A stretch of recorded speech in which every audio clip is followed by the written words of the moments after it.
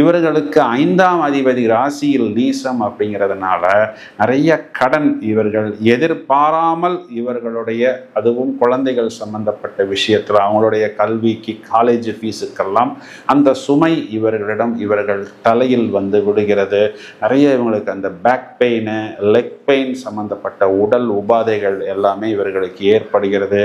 இவர்களுக்கு இவர்களுடைய தந்தையின் மூலம் ஆறுதல் அப்படிங்கிறது பின் வாழ்விலும் கூட ஓரளவுக்கு ஏற்படுகிறது. ஏன் அப்படின்னா பித்ருஸ்தான அதிபதி இங்கே ராசியில் வந்து உச்சம், பித்ருக்காரகன் இவர்களுக்கு ஜீவனஸ்தானத்தில் வந்து உச்சமடைகிறது. அப்போ இவங்களுக்கு பெரிய சப்போர்ட்டுன்னு வர்றது வந்து யாருன்னு பார்த்தீங்கன்னா இவர்களுடைய அப்பா தான் வராங்க.